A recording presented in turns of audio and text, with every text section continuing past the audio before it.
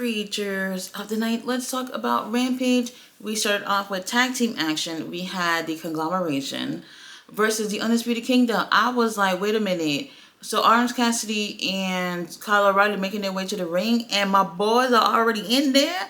I did not like that. It already told me what was going to happen in this match. But I do want to say this, that whenever you see someone's getting a jobber's entrance, it's not always that they are going to lose. We did see last week with Private Party and Shibata had the jobber's entrance, and they actually won their match against the Young Bucks. So that was very interesting. Now, I do want to say this, though.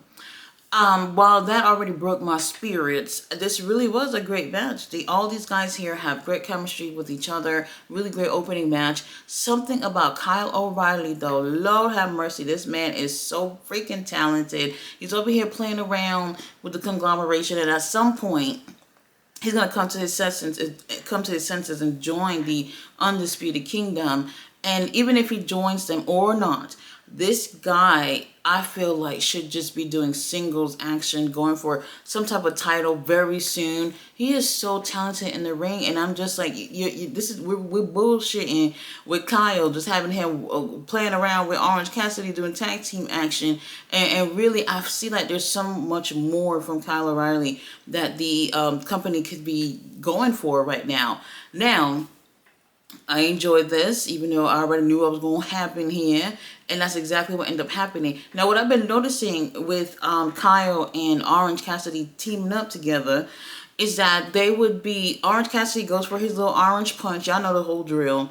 And then we have Kyle O'Reilly going for a guillotine choke.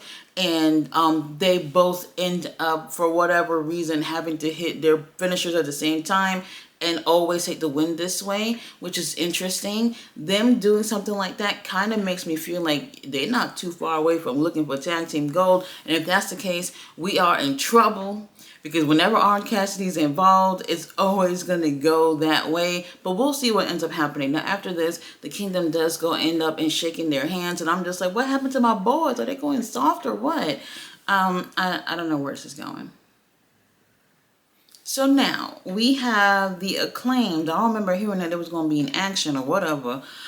They're making their way out, and then boom, here is Max Caster with the microphone. Listen. And I was like, oh my God, I don't want to hear this shit. But then, here come MXM Collection, who come out and attacking them on the stage, and I'm just like, ain't God good? He's not gonna be there when you want him, but he's on time when it matters the most. Now they're over here stomping their asses out, and honestly, I kept looking at Mason, because Mason is wearing them furry shades while he is whooping somebody's ass. That right there, if that ain't sexy, then I don't know. Like, something about it is just so intriguing to me. Now, obviously things weren't so great with their little fashion show a couple of weeks ago, and they're so salty about it. And because they ruined the whole fashion show, they want to whoop their ass, and they're going to end up having a match at the pre-show for Wrestle Dream. What makes this interesting is that they're like, hey, daddy ass ain't here to save y'all, and just to make sure things are even between us. At the pre-show, we're going to also have someone of our own, a third person who's going to be by our side to make sure ain't no funny business going on with y'all and daddy ass. Now, honestly, I can't think of who that would be, to be completely honest. I'm not sure. I haven't really thought of a guest or anything. No one came to mind as soon as they said that, but I thought that was really, really interesting. I can't imagine. Well, I would think that it's probably someone who's not in the company, and if it is someone, I don't know who, but I think that would make things interesting. I'm happy to see that there are storylines between tag teams. That's all that matters to me. So I'm going for this. Now, they end up touching tips after he said he's gonna kill this whole scissoring business thing forever. And you know what? That's not a good thing for some of us out there. So now, I know people have been asking about what's going on with Chris Statlander, at least with Chris and Stokely. People did like Stokely and Chris Statlander together. Now, with this little promo that they gave us, Chris Statlander is calling herself born again Christian. I love that. I think it's really, really clever.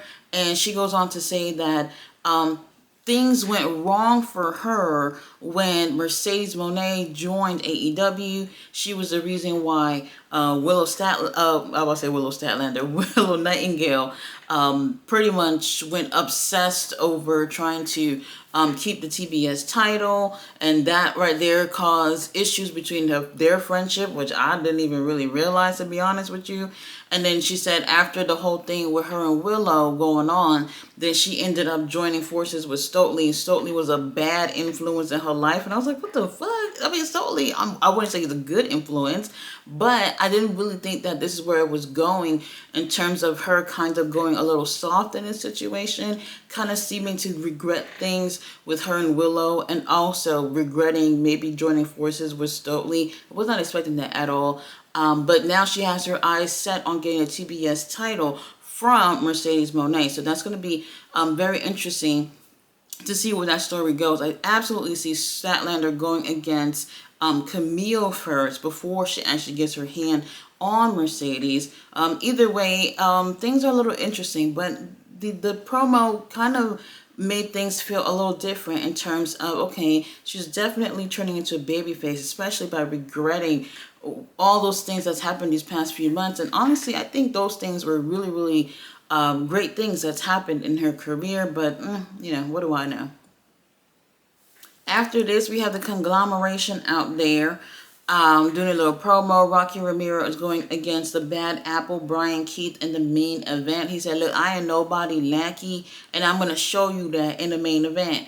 And honestly, the conglomeration don't need another member, so I don't know what that's all about, but we'll talk about the main event in a second. After this, we do have Chris Statlander going against local talent, and oh my god, it was a squash match. Now, I figured that's what it was going to be, because on the card it said Chris Statlander in action. Whenever they say that, it's usually a squash, like 9.5 times out of 10. And to be honest, I didn't like that. I didn't like that at all. We had Camille who's watching ringside. Statlander don't need to be doing no squash matches. Like, I get it. It's local talent. Y'all probably don't want to get him TV time like that. But she could have at least been in the ring with somebody for 5 minutes. And I'm guessing that they're doing that thing where Camille has been known for getting the job done in like 2 moves. So they want Chris Statlander to look like she can do the same thing too.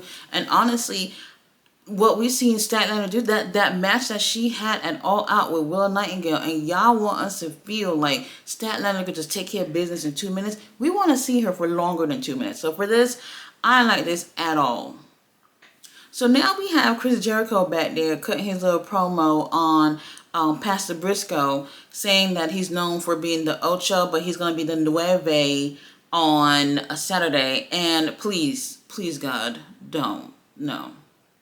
Our next match was The Butcher versus Beast Muertos. And when I first heard about this, this was before I actually saw the actual card. I just saw somebody posting Beast Muertos versus Butcher, and I was just like, that is so funny. That is so funny. And then it was actually happening for real. Very interesting.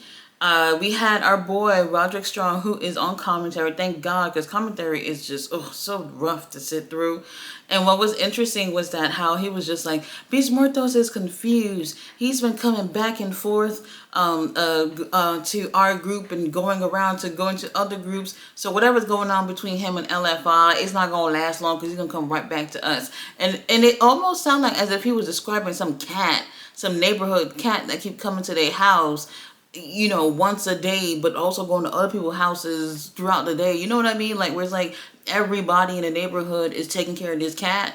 That's what he was sounding like when he was describing the relationship with Beast Muertos, which was very interesting. Now, the match I thought was, it was good. It was, it was okay.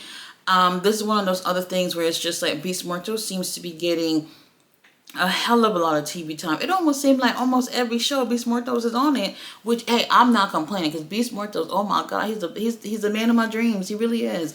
Now, Butcher, y'all know the drill. When you see Butcher and Blade, they're not winning, and unfortunately, I like them. I really like them. So for me, I wouldn't mind seeing them take the win, but not in a situation like this with Beast Mortos, who's been getting what seems like a push here. So the match was okay, nothing to lose your tits over. Just fine with me. Now it just seems like Roderick is looking to get back Beast Mortos, and that is interesting because that leaves the door open to a feud between LFI and the Undisputed Kingdom. Now, after this, Harley Cameron had called out Anna Jay because during this Soraya's Rules match foolishness, Anna Jay should have came out and helped them. And I was just like, oh, so we're just making up problems at this point? Like, Anna Jay should have came out. She tagged with them like one time. Maybe twice. But all I can remember is one time she tagged with them. And that was pretty much it. And to kind of just throw the whole thing on her, saying like, we lost because you didn't come and help, so whoop your ass at Wrestle Dream, like, what the fuck. Long story short, Anna Jay also comes out later on that night, basically saying that she don't mind whooping her ass, and then they can, take care of business at the pre-show at Wrestle Dream. Okay, great. Harley Cameron, though, I see she's getting her camera time too, and I'm seeing she's improving. Before I do move on, though, there was one thing that Harley said. She said, "Oh, she was like, Anna Jay, you could have came out. Meanwhile, I was pulling wood out my ass," and I was like, "Girl, what show you think you on?" And it was so funny. I think she's funny. She has that kooky personality or whatnot. But still, we got some work to do here. This is definitely one of those things where Harley's getting her camera time, but we're seeing somewhat of a push with Anna Jay. Now, unfortunately, Lance Archer is also in action, so this is a squash. What are we doing? What the fuck are we doing? We had Uncle Don on commentary, and you know what, Uncle Don, thank you, because I just cannot with this commentary team. Because Jeff Jarrett, I don't know how y'all feeling about Jeff Jarrett, what seems to be temporarily joining the commentary team since Taz is out for his little surgery. So honestly, I don't know. I'm not having more fun with it or anything, but whatever. He's there. Uncle Don's there, and this match is like not even 2 minutes. And honestly, why are we taking Lance Archer from one situation to another to do the same motherfucking thing? I'm over it. I'm over it. Now, after this, we do have LFI with Jake the Snake Roberts. Jake is cutting a promo, and I just love that raspy voice of his. He's doing the talking for the group, which I thought, well, I wasn't sure if he would be doing that or if it was going to be Roosh to be doing the talking for the group, but he is, and honestly, I'm completely fine with it. He was like, oh, LFI, we're together, and we don't play by the rules. Rules and bones are made to be broken, and you know what? That sounds like music to my ears. So I'm looking forward to seeing what we get with this group. They look great together. They absolutely look great together. I kept saying I wanted Beast Mortos with Undisputed Kingdom, and kind of low-key do, but I think this will be a better fit for him to be part of this group. Now, Jake being the manager, we'll see where that goes in the future. All right, so our main event, we had Rocky Romero versus the Bad Apple, Brian Keith, and I was just like, finally, Brian Keith should be doing main events. This guy is a tremendous wrestler.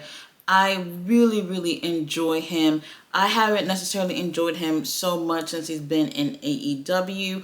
But this is one of those slow burn type of things where it's like, it's going to take a while before he gets what he deserves in this company. But, we'll get there at some point. Rocky Romero, y'all know what it is with Rocky. He is all over the business world. He is just, man, he has my dream job. Just pretty much putting all this shit together between all these promotions. And I enjoy what he's able to put on in terms of wrestling. However, he's still a wrestler, and he gets in that ring, and he's taking care of business. Now, it's just these two guys for the most part. And I'm just like, all right, Chris Jericho's gonna come out at some point. Oh, wait. Brian came out to Chris Jericho's song, and I was like, don't he have his own song? I don't know. I don't like it. Whatever.